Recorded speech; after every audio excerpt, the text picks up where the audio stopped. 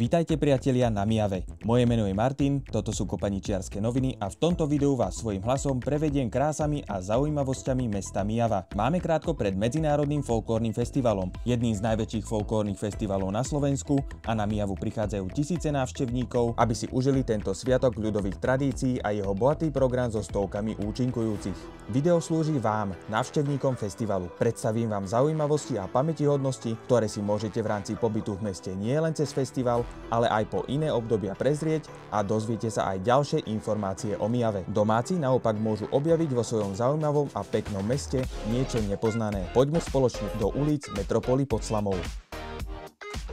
Začíname priamo pri zdroji. Myjava je oblasť známa pestovateľským pálením a výbornými destilátmi. V meste túto prácu vykonáva myjavská pálenica. Zakladajú si tu na miestnych surovinách a prémiovej kvalite. Interiér je moderný, špičkovo vybavený a hoci sa v júni páleničiarska sezóna ešte len pomaly rozbieha, dajú sa v pálenici napríklad rezervovať degustácie. Kto si na Myjave týmto tekutým bohatstvom prírody nepripil, ako by tu ani nebol.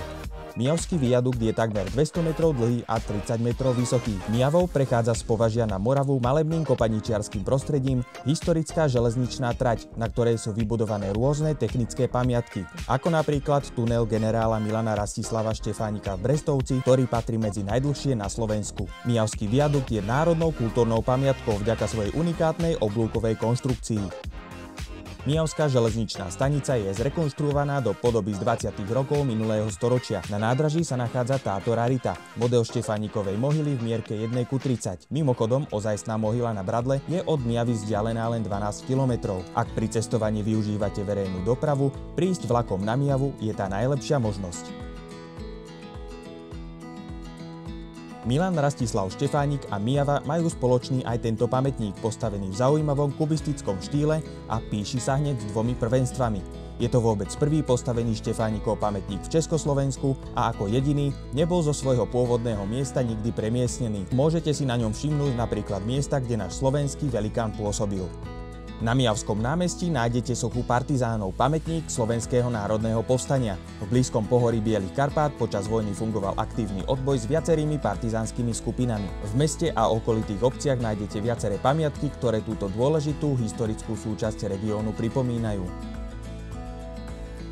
V centre mesta stojí najväčší symbol a neprehliadnutelná dominanta – evanjelický kostol a Myjavská väža, ktorá patrí medzi 10 najvyšších kostolných veží na Slovensku. Meria 67 metrov a práve cez Medzinárodný folklórny festival Myjava býva sprístupnená verejnosti. Po výjdení vyše 160 schodov sa môžete pokochať myjavskými zvonmi a pekným pohľadom na mesto. Ľudová pieseň Tá Myjavská väža je nepísanou hymnou Myjavského kraja a pri záverečnom ceremoniále festivalu ju v amfiteátri spievajú spolu tisíce ľudí. Je to veľký emotívny zážitok, preto sa oplatí byť na folklórnom festivale až do úplného záveru.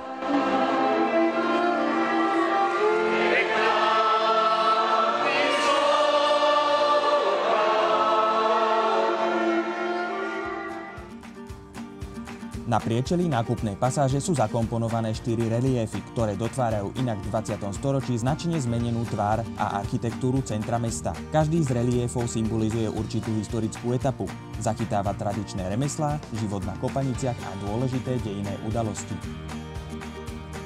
Na Myjave v minulosti existovala židovská komunita. Na židovskom cintoríne stojí najnovší pamätník venovaný obetiam holokaustu. Súčasný rímskokatolícky kostol je najstaršou stavbou v meste. Dal ho koncom 17.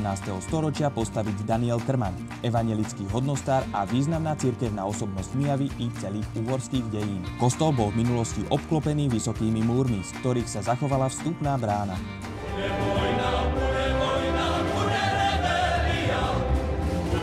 Múzeum slovenských národných rád, dom Anny Koléniovej, svedčí o obrovskom význame mesta v čase slovenského národného obrodenia. Vo sviatočnej izbe za týmto stolom diskutovali Štúr, Hurban a Hoďa na vôbec prvom zasadnutí Národnej rady na slovenskom území. Táto miestnosť je kolískou slovenského parlamentarizmu. Na Myjave vyhlásil Ľudovít Štúr samostatnosť Slovenska v rámci Úhorska a bol to začiatok vôbec prvého ozbrojeného povstania so slovenskými zástavami v novodobých národných dejinách. Nájdete tu bohatú expozíciu expozíciu a predmety spojené s týmito revolučnými udalosťami. Zároveň v múzeu počas Medzinárodného folklórneho festivalu spravidla býva výstava, takže sem určite zavítajte. Na poriadí pri Myjave stojí pamätník myjavského ľudu, ktorý je spomienkou na poslednú bitku slovenskej dobrovoľníckej výpravy v roku 1848. Není také polečko, ja nie do Myjavské. Centrum mesta počas festivalu žije najmä vďaka jarmeku pod Myjavskú väžu. Vrcholom programu je sprievod mestom a prehliadka umeleckých telies, ktoré sa festivalu zúčastňujú. Cez námestie prechádzajú domáce i zahraničné súbory, tancujú, spievajú, zabávajú ľudí. V meste to hýri farbami a rôznorodým temperamentom, pripomínajúci malý brazílsky karneval vo folklórnom prevedení.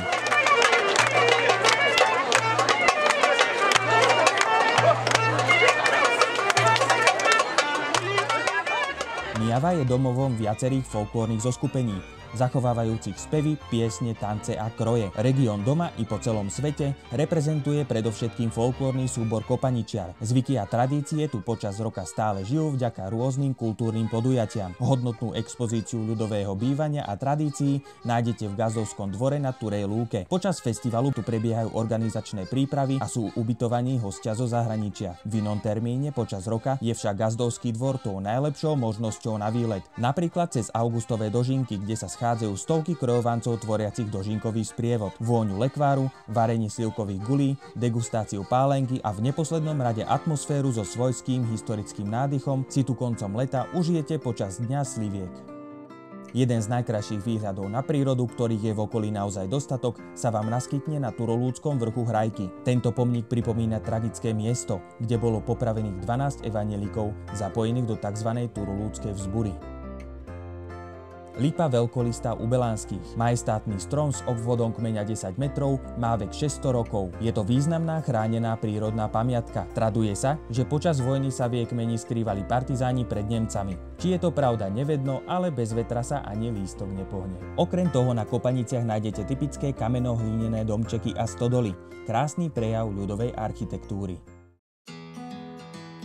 Myjava leží v Myjavskej pahorkatine na západnom Slovensku, vzdialená 120 km od Bratislavy a 50 km od krajského mesta Trenčín. Má asi 11 000 obyvateľov a nájdete tu prakticky všetko, čo okresné mesto potrebuje. Nemocnicu, školy, supermarkety, obchodné centrum, kultúrny dom s kinom, športový areál s kúpaliskom, autobusovú stanicu s turistickou kanceláriou, rôzne reštaurácie, pohostinstva a bary, hotel a ďalšie ubytovacie zariadenia. Počas festivalu je možné využiť aj sociálne zázemie a prespať v provizornom ubytovaní v športovej hale. Myjava netrpí dopravnými zápchami, k čomu prispieva tento obchvat. Pri cestovaní autom odporúčam využiť odstavné parkoviská, ktoré mesto každoročne vydeľuje pre návštevníkov festivalu. Mesto je križovatkou regionálnych ciest s prepojením na blízku Moravu. Kopanice sú cyklistickým a turistickým rajom. Len v okolí mesta nájdete desiatky kilometrov cestičiek cez malebné lesy, lúky a kopce. V okolí sa nachádzajú napríklad hrady Branč a Čaktice,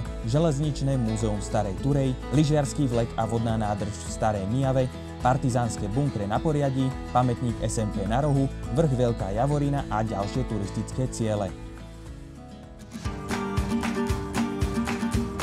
Na záver ideme na opačný koniec mesta, do Parku kultúry a oddychu Trnovce. Areál s amfiteátrom, v ktorom vrcholí folklórny festival. Od centra mesta sa prejdete, ale počas festivalu sem jazdí autobusová doprava. Táto nádherná stavba je domovom duše bohatého kultúrneho dedičstva myjavského folklóru. Práve v ňom prebieha počas Medzinárodného folklórneho festivalu hlavný program.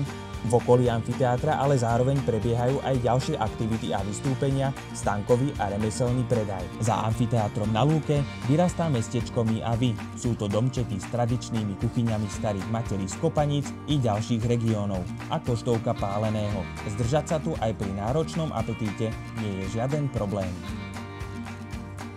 Ďakujem za sledovanie. Užite si Medzinárodný folklórny festival a pobyt na Myjave. Ak sa vám páčilo toto video, podporte Kopaničiarske noviny odberom na YouTube a sledovaním na sociálnych sieťach. Prajem vám krásny folklórny zážitok.